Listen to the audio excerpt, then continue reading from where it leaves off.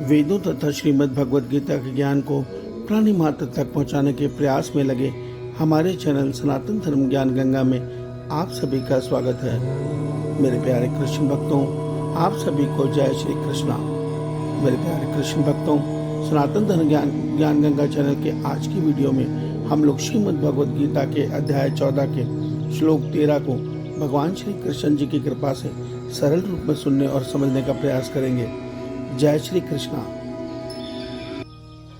अप्रकाशो प्रवृत्तिश्च प्रमादो मोह एव च तमस्येतानि जायन्ते विवृद्धे कुरु नन्दन। मेरे प्यारे कृष्ण भक्तों, श्रीमद् भगवद गीता के अध्याय 14 में भगवान श्री कृष्ण जी इस वक्त हमें अपनी त्रिगुणात्मक प्रकृति के 3 गुणों के विषय में बता रहे हैं। पिछले 2 श्लोकों में अर्थात अध्याय 14 के श्लोक 11 और 12 में भगवान श्री कृष्ण जी ने हमें क्रमशः सात्विक गुण और राजसिक गुण जिस मनुष्य के मन बुद्धि में प्रबल होते हैं उस मनुष्य का स्वभाव किस प्रकार होता है यह बताया है।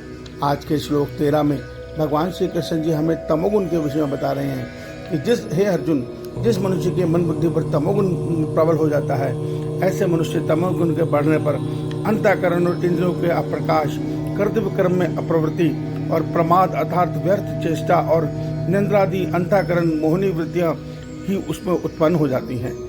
मेरे प्यारे कृष्ण भक्तों, आइए आज के इस श्लोक को हम थोड़ा सरल रूप में सुनने और समझने का प्रयास करते हैं। जय श्री कृष्णा।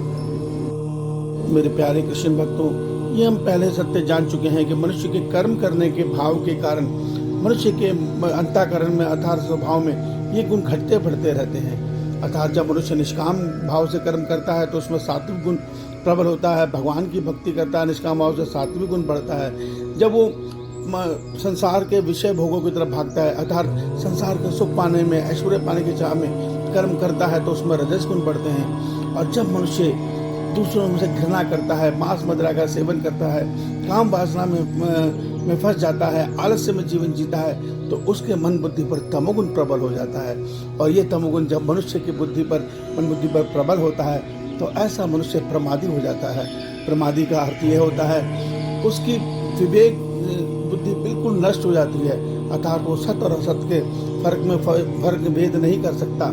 वो केवल वो चेष्टाएं करता है जो उसको नहीं करनी चाहिए अर्थात वो शास्त्र विरुद्ध कार्य करता है और वो कार्य घृणित कार्य करके वो पशु की टूनी में गिरता है। मेरे प्यारे कृष्ण भक्तों, इसका कारण है तमोगुण के कारण नष्ट हुई उसकी बुद्धि। तमोगुण मनुष्य को ज्ञान में फंसाकर सदैव अधोगति में गिराता है अर्थात पशु की योनि में लेके जाता है। उसमें मनुष्य की सोचने समझने की शक्ति बिल्कुल खत्म हो जाती है। इसको उदाहरण आप धरती पे आज देख लो। कुछ भाई ये सोच रखते हैं जो मेरे धर्म को नहीं मानते वो काफिर है, उन्हें मारना ही उचित है अर्थात वो दूसरों को मारने में तरीक में नहीं सकते। उनकी सोच तो यहाँ तक गिर जाती है कि वो ये सोच रखते हैं कि मैं अपने शरीर पे बम बांध कर इन काफिरों को मार दूंगा तो मुझे जन्नत में हूरें मिलेंगी। सोचिए कितनी बेकार की सोच है, कितनी गंदी सोच है। और ये कौन करता है? ये सारा कार्य तमोगुण करता है। तमोगुण के कारण यहाँ संसार में विचार बढ़ रहे हैं। संसार में जो ये बलात्कार रात दिन हम सुन रहे हैं इसका कारण केवल तमोगुण है। क्यों? मनुष्य ने मांस मदिरा काम वासना में फंसकर अपनी बुद्धि आसुरी कर ली है और ये आसुरी बुद्धि से वो मनुष्य आसुर बनकर इस संसार में केवल गंध फैला रहा है अर्थात केवल घृणा फैलाकर एक दूसरे को मारने की चेष्टा में घृणा करते हुए अपना राज्य स्थापित करना चाहते हैं। ये भगवान के तमोगुण का कार्य है। इससे परे हर शरीर में, हर जीव के शरीर में जो आत्मा है वो इनसे अलग है। उनका इन गुणों और अवगुणों से कोई लेना देना नहीं है। वो तो सच स्थित आनंद परमात्मा का अंश है अर्थात जो हमारा स्वरूप है वो इनसे अलग है। और उसी को जानने के लिए भगवान ने हमें साधना दी है, हमें गीता दी है कि आप मेरे नाम का स्मरण करो, मुझ में मन को लगाओ, मेरी गीता से इस सत्य को समझो कि ये मेरी प्रकृति 3 गुणों के खेल से चल रही है। इसका तुम्हारे स्वभाव से कोई लेना देना नहीं है। इसमें मत डूबो, इसको सत्य मत मानो। और सत्य केवल भगवान है और हमारी आत्मा है। हमें अपनी आत्मा को अपने परमात्मा में मिलन करना है। यही मनुष्य जन्म का लक्ष्य है। इस सत्य को समझने के लिए भगवान गीता बता रहे हैं। श्री भगवान आप सबका कल्याण करें। आपका दिन शुभ हो। जय श्री कृष्णा। जय श्री कृष्णा।